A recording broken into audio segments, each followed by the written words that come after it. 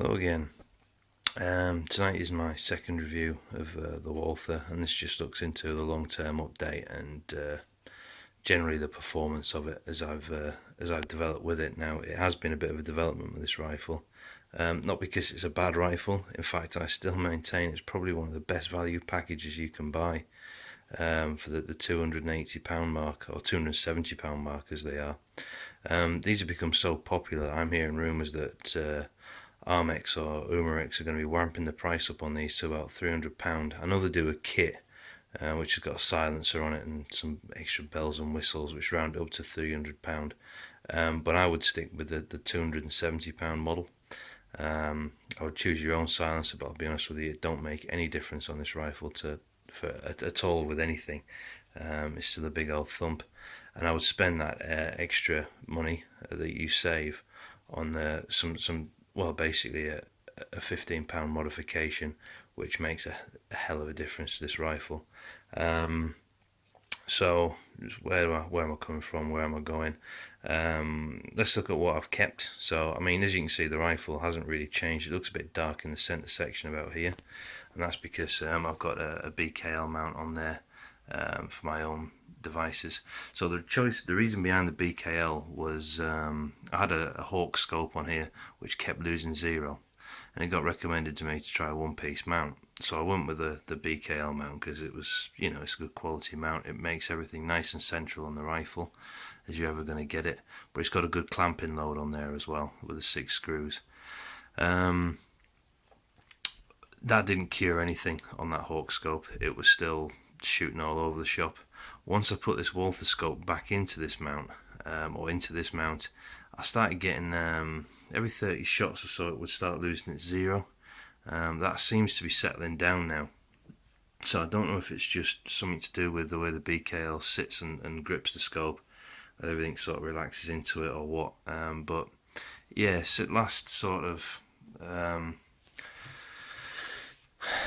the last 100 shots haven't been too bad, I would say. They've been quite good shots and quite good groups. But yeah, the Hawk scope never really did anything. The AGS scope was more for the sporting orbit side of the shooting that I do. And that's what it was bought for, with the side wheel for range finding in the field. So I've never come away from this scope. It really is a good quality scope, well worth just well worth keeping. There's nothing wrong with it. I won't have it that it's rubbish in any way, shape or form. I have heard some people complain about rounding off some screws on the mounts, but to be honest with you, you got to take it easy with these things. Always use fresh Allen keys, don't use worn down ones, and if you can find out what screw it is, replace it with a better quality one. That's the only advice I would say. But as far as I'm concerned, them mounts are still as good. I'd still be using them if I didn't have this BKL, and if I ever get another rifle, I'll be holding that scope mount on there. Which brings us on to, everything else is just exactly the same as it came out the shop in the last review, with the exception of some things inside here. Now, it's going to be a bit awkward doing this, but it's becoming quite common knowledge that some of these are underpowered when they come out of the shops, the boxes. So this is what I call my ranged group sheet, and this goes into a steel sort of pellet catcher. And what I do is I shoot these at various ranges. So these are printed ink is in meters on this one. I'm sorry about the shadows. There's nothing I can do about it, I'm afraid. I don't do professional. I just do cheap and cheerful. So there you can kind of work out what's going on here. So what I do is I'll fire a pellet at this black dot, and where the point of impact is, I then measure it. You've got 20 meters, 25 meters, 30 meters, 35 meters and 40 meters. And then what I'll do is I'll map them out and put that onto a piece of paper so I can actually map out the trajectory, and I'll show you that in a minute. So this was straight out of the box. This is the date that was shot. And this gives me an idea of where my pellets are, when they're at what range my pellets, where my pellets are going to be at whatever range I'm going to be. Now, one thing I noticed with this was it was a really high trajectory. It was almost like a 2-2 trajectory. It's quite a big old loop. Anyway, I never really thought much of it, you know, didn't give it much thought until I started getting my Remington looked at with Lynn, and he was reviewing one of these rifles at that time. And what he found was when he put it through the chronograph, it was coming at 8 foot-pound. When I put this in, so I went back out and I shot another one. You know, I'll hide that one out of the way for now. And again, so this was shot 10, 15, 20, 25. Turn the target around. Oh no, shoot then across this way at what's that? That's 30, 35, 40, 45. You can see the drop off here and the trajectory. Now this was with a different pellet. Now when I put that into chair gun and basically set my zero here, my near zero at 10, 11 yards, and then mapped it all out and got all these points. The only way you can do it really is by adjusting the power, and to get these points in chair gun, it was coming out at 8.25 foot-pound. So I knew I had an underpowered rifle here, which would explain the looping trajectory I had sort of previously. So speaking with Lynn, there was the only way to get rid of that is to put in a Weihrauch HW80 seal on the end of the piston. So, you know, you've got to basically take out this bolt here, one on the other side. You've got 2 screws underneath that then come out. This trigger guard comes off, so there ultimately the one at the rear there that you can sort of make out, and there's one here. I'll try and get them into light so you can see them better. That whole action will come out. You've then got, you know, to get it into a vise. You know, I hate doing that with rifles because they always fall over whenever you want to put them back up. Keep a hold of this end or put it into a spring compressor.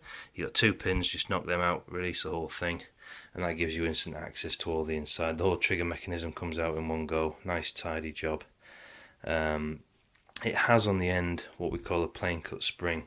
So as the spring comes round and spirals and you get that sort of zigzag approach, they just chop it. And they've whacked it in, and that's made a bit of a mess of the top hat. You know,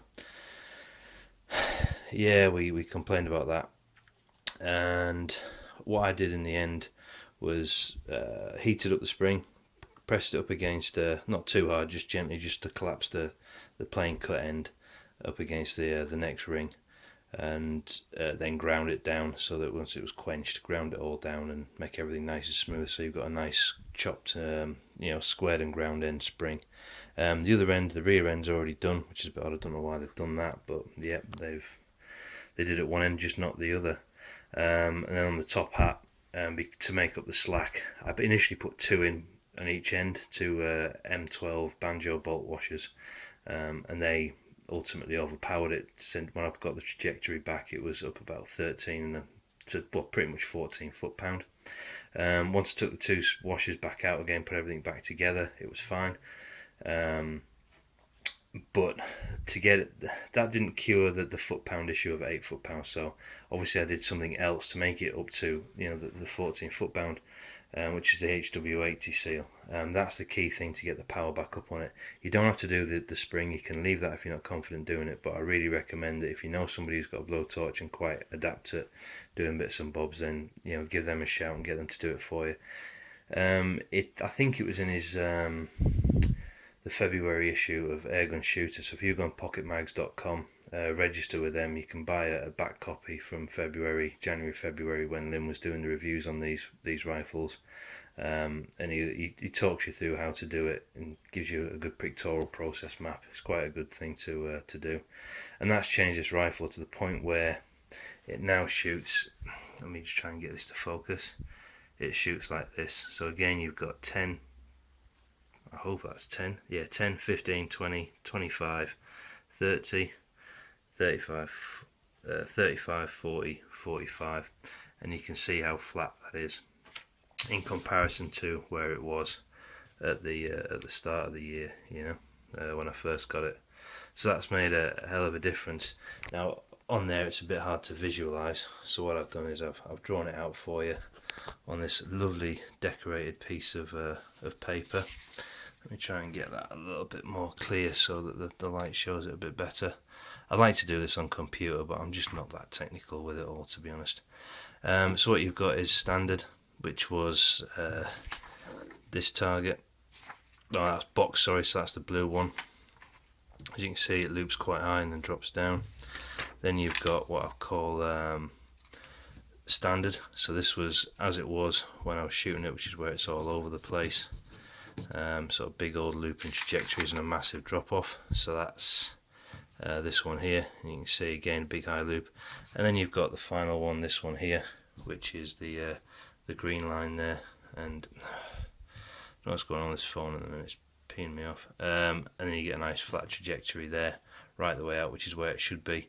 And that's now sitting with the two washers in there, the compressed spring and the HW80 seal. That's sitting at 11.4 foot-pounds when I used the calibration on chair gun.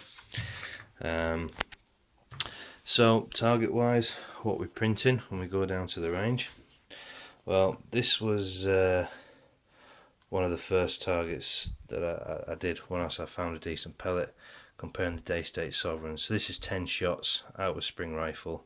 It's zeroed for well, there you go, 30 yards on the Daystates. This was just a compensate, like Kentucky windage, to try and get around there, but I'm on a duplex sight, so you've got no real pinpoint accuracy. And then on the VMXs, it just scatters them all over the place, but incidentally not much worse than what an air arms would do. You know, pre-charged. So that was shot on the 14th of the 8th, so this was when it was still underpowered. And again, still underpowered. This was shot on the 1st of the 9th, 2015. Again, full Walther setup, so this is the Walther scope, the whole lot. And this is me sort of getting back to grips with this rifle. I'd gone away from it for a little bit, messing around with different scopes, this, that and the other. And this was when I sort of thought to myself, yeah, I've got a real problem with this scope here. So I've got this Walther scope back on it now, and you know, I'm starting to get it. But as you can see, you know, at 25 yards, it's just punching pellet on pellet. Once you get sort of used to it, and there's a certain way I have to fire it to get this sort of performance out of it, and it takes a while for that to sort of sink in. Just some notes there, but don't take any notice of them. But yeah, that's where it's been printed all the way through when it was at 8 foot-pounds. So, but you'd expect it to be. Now, this is the first time I've really had it out since all the work's been done. Got it back on the Walther scope again, so I went back to the Hawk once I got its BKL mount. Let me just try and focus that on this. Pain, isn't it? Yeah, so at ×6 on JSB exacts, cause I was busy testing them. That's the pellet cleaning there, the yellow one for the upcoming review of the JSB pellet and the air arms.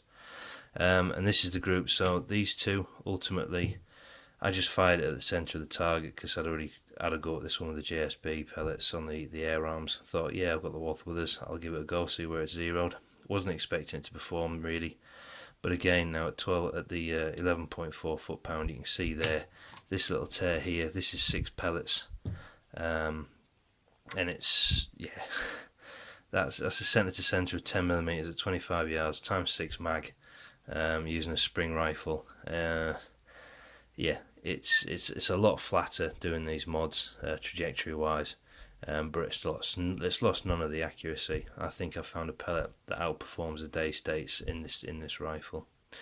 I'm still thrilled with it. It's still my my #1 practice rifle. It's the one that's fired the most pellets out of all the collection, even when I was going through all the heartache with the Hawk scope. You know, all it's needed is a cleaning every now and again, just to keep it up to scratch. It does get trapped very, very well, but no, I'm still very pleased with it. It's still a great purchase. All the modifications done, everything in. You're only looking at £15 for the HW80 seal. Maybe there's a little bit of grease. You know, there's a £5 again. You know, but you can get that grease cheaper. So what, for 20 quid extra on top of the price, which takes up to £2.90, this thing's just as good as any LGV after that. Absolutely, without a doubt. This is my final review on this rifle, unless something goes major wrong on it. And yeah, I hope you find it useful, interesting. You know, yeah, stay safe, shoot straight. Thanks, bye.